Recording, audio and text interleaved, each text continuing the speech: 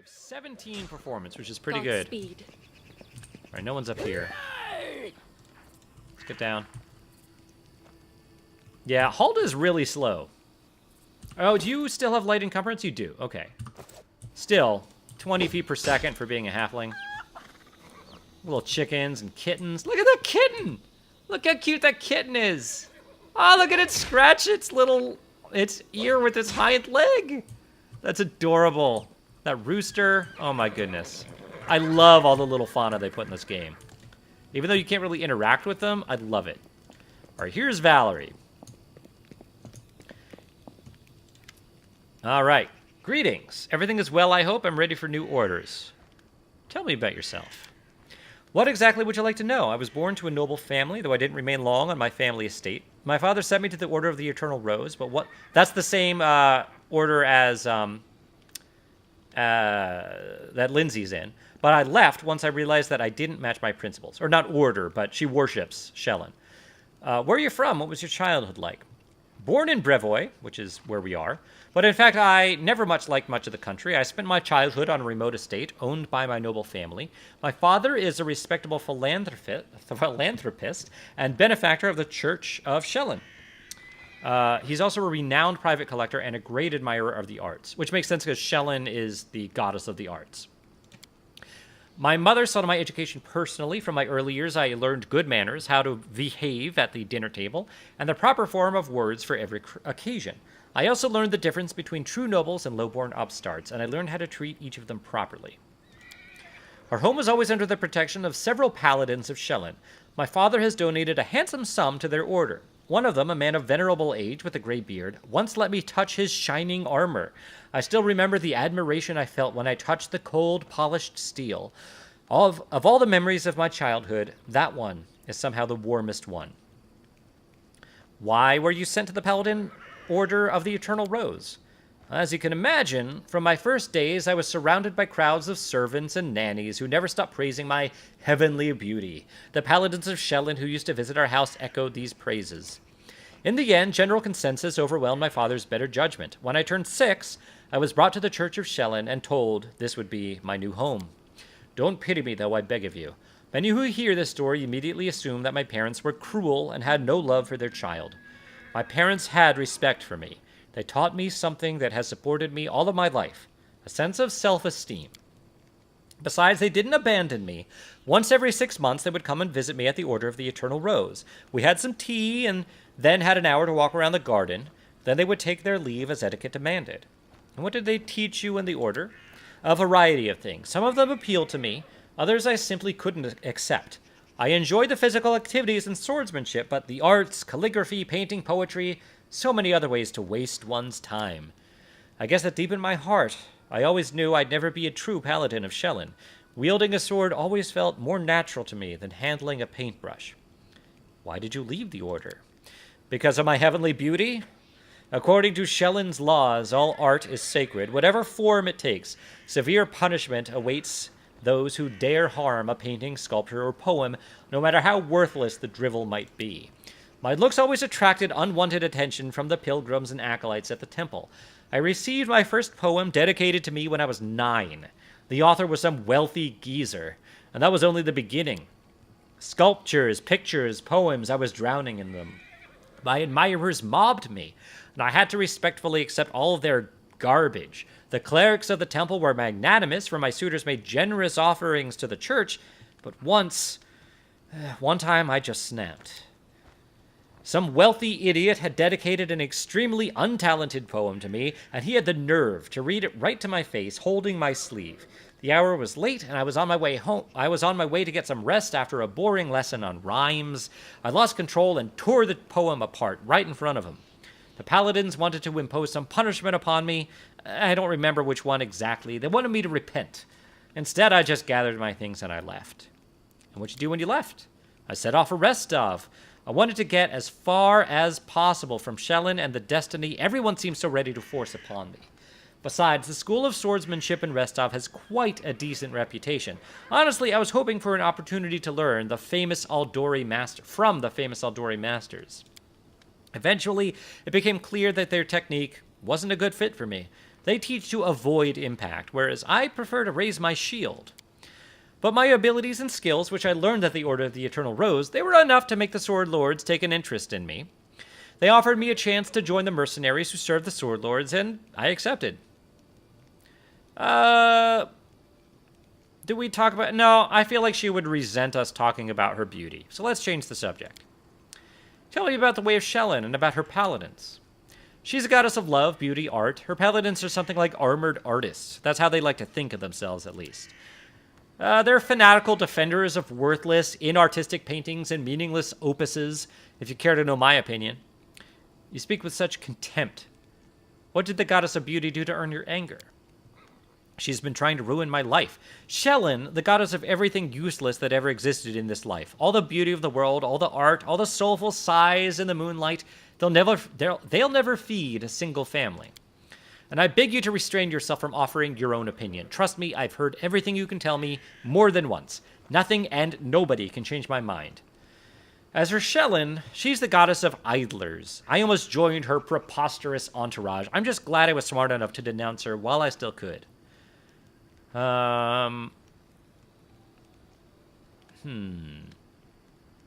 do paladins of Shellen usually do? They wander around seeking the next pile of garbage, and when they find it, they call it an immortal piece of art and admire it until they're blue in the face. You might not believe this, but the paladins of Shellen aren't allowed to slay their enemies if they beg for mercy. Can you guess why?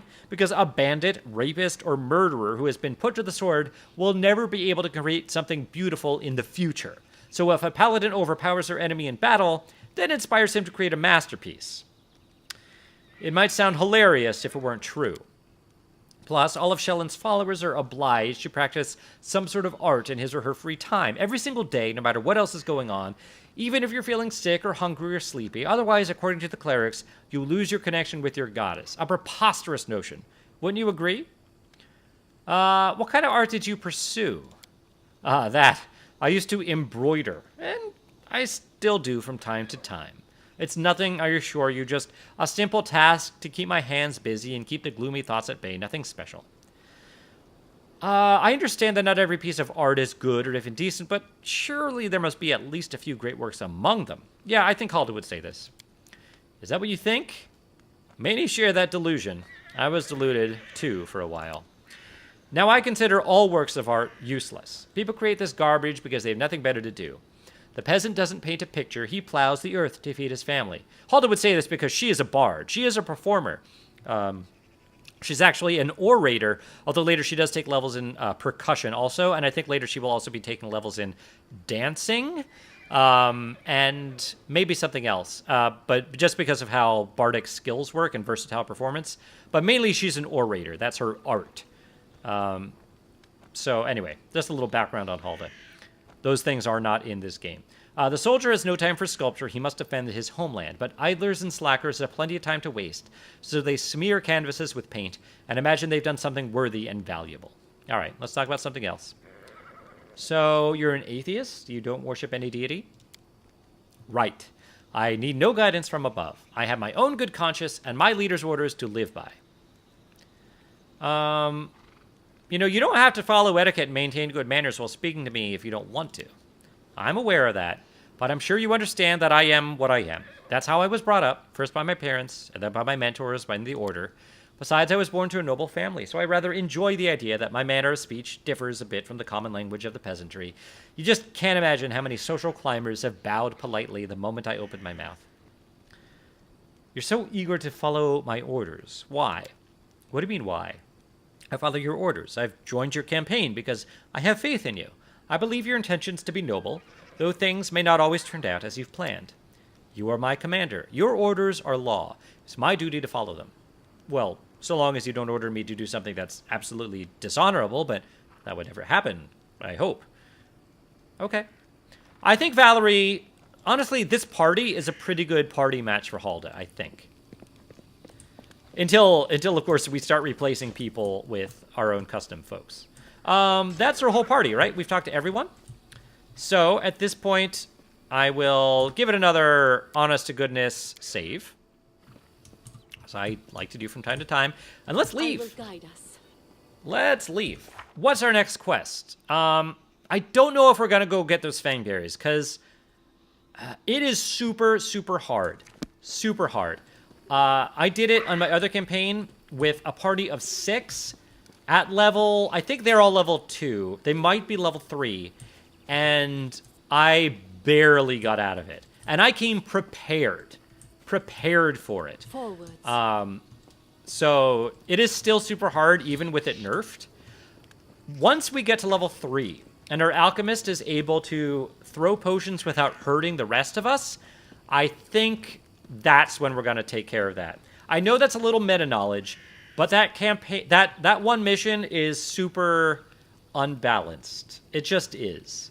And having that meta knowledge, we're not going to walk into something that we know we can't handle.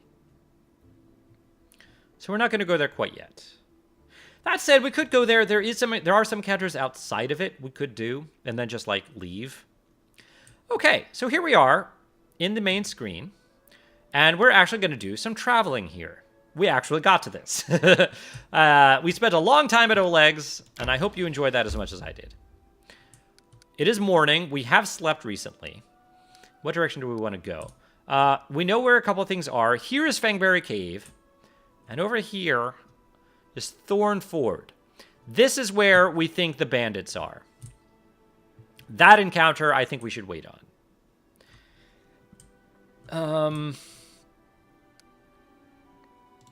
Let's see. A random encounter. Excuse me. Okay. Let's just explore and kind of, like, get to know this map a little better. And not really set out for anything specific right now. We really need experience. We need to grind a little bit. Hello. A jittery old man in squalid clothing shuffles up to you. His gray beard is unkempt. He continually clenches and unclenches his wrinkled, freckled hands. When he stops and looks at you, his eyes widen and he tugs at his beard. Strange weather. Invisible fog creeping out from the woods. Soars beyond the sky. Obscures the sun and moon. Strange. Yes, strange. I don't like this old man. Looks like the kind who can cast the evil eye. The fog looks... who are you? The old man freezes for a moment. Remus. But that won't help with the fog. I don't know who this is, by the way. What are you doing here? I do nothing. Breathe, walk, observe. Invisible fog? Does that mean you can find your way through it? The fog is wrong. It hinders your legs, not your sight. I wish not to try. Well, it looks visible enough to me. I see more than ever. I've never seen so much before. But someone must look and no one else can. Who is this guy? I should probably go. Stares at us. You hasten? You should. Your rivals waste no time. He races, but in another direction. He searches for power. He'll find it. My rival? Do you mean Tartuccio? He's not tall, but he wants to climb high. Beside him are those who could stand against him, and might yet still. What power is he searching for? Someone else's. Old, but forever young. That which was taken from another. That which gave joy, and now gives death. How do you know we're rivals? I don't know. I see. You can choose where you set your eyes, usually. But can you choose what they see? Can you tell me where he is? South of the trading post. Great. We got another map marker. You actually said something that made sense. I'll just thank him. All the more reason not to linger. Farewell. Turns, walks away. Once stolen, the land should be reclaimed. Once reclaimed, binded with the claimer shall it be. Blinded, merged, joined by unbreakable ties, claiming the land, claiming its pain, claiming its death. All right, Remus. What is the time of day right now? Do we have anything that shows that? I guess not. I mean, clearly it's still daylight. Yeah, so it's a random encounter. Yeah, because we can see all of the map, I'm pretty sure there's nothing else to find here. I think that tomb might be a good place to meet the other party. If that's where Tartuccio's going, I think we might want to go that way. Because that sounds like an even match. But we can still just do some exploring first. Get to know the camping mechanic, which you guys still haven't seen in my Let's Play.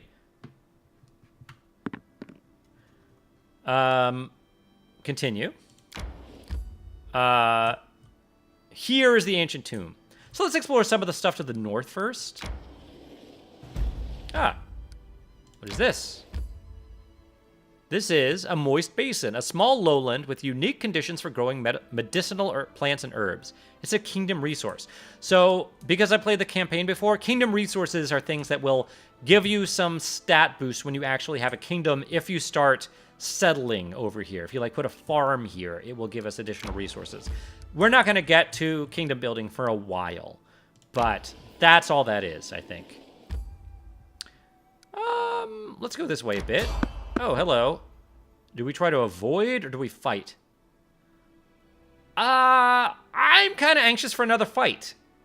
Let's do it. Let's just do it.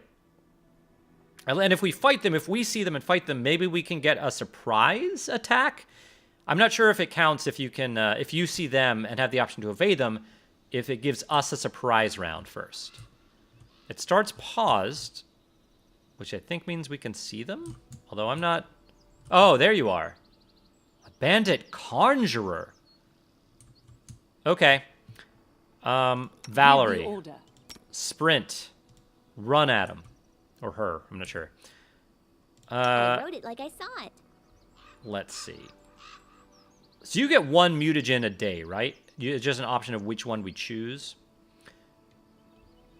Yes. And these are those spells. Very cool. What are we going to do with you, though? I think I'm actually fine just having you straight attack. Serves you right. And Halda. I stand ready. Yep, you do. I am going to have you inspire courage. And then Amiri. Done with waiting. Can you also charge? Yeah, you can actually charge further than Valerie can for some reason. To victory! Alright, everyone's doing stuff. It says Halda's not doing anything, but wait. We're being flanked. You're a cleric. Yeah, let's go for the conjurer first. Halda, while you're casting that, move this way towards the conjurer. Lindsay, you're straight up attacking. Why don't you actually... attack that cleric? You deserved it. Ooh, actually, why don't we have Amiri... Why don't we have Valerie? This is what we're doing. Valerie, go for the cleric instead. And Amiri is still going to charge at the conjurer. Yeah, I like that better, because the cleric might be able to fight decently. Lindsay, to be able to interrupt spells, we will have you fire at the bandit conjurer. And Halda, you're going to come this way. And it's going to be fine. Mary, you are charging, right? Everyone's doing stuff. Ow! Really? You attacked Halda? Please charge. You'll get there in time. No need to charge. Okay. Please run faster, Amiri. Don't let him conjure anything. Conjuring takes a long time. Summoning. Does it tell us what you're doing? What you're conjuring? No, it does not. Are we still haven't cast it yet? Summoning spells take an extra long time to cast, so hopefully we can interrupt the spell in time. Although, did we miss? No, I don't think so. Yes. Miss. Come on, Halda. What? Why aren't you casting this? There you go. Okay. Now that you're casting it, what are you going to do?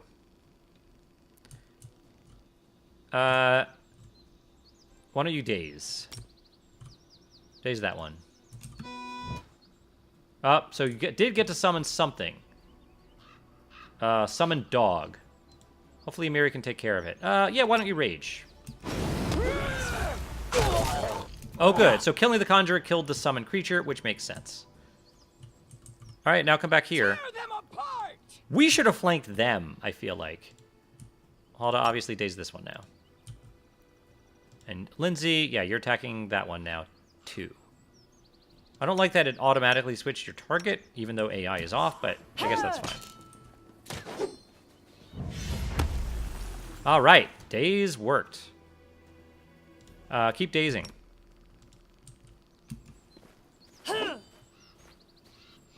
Wait, why aren't you attacking? Oh, I guess you did lose your target. Okay, weird.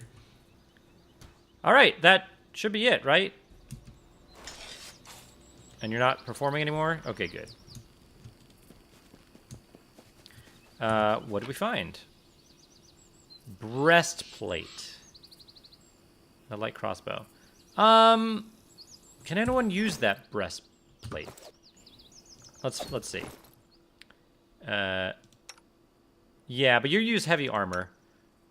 Oh, it says you can use that breastplate. Really?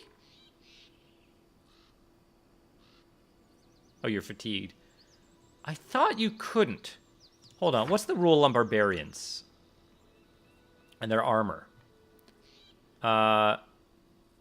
Also, charging. You have to move before your attack. You must move at least 10 feet. Okay. Is it rage? No, I think it's just barbarian proficiencies. What does it say about the armor? Oh, just armor. Proficient with medium, but I thought there were specific armors that you were not allowed to wear. I thought. In fact, I'm fairly certain. Maybe there's something you can't do if you're wearing a certain kind of armor. I guess we can find out, because this armor is better. What you want? Huh. I don't know. Interesting. All right, and let's see what's on this bandit's corpse. A scroll of True Strike. I'll take that. Okay, didn't give us a lot there.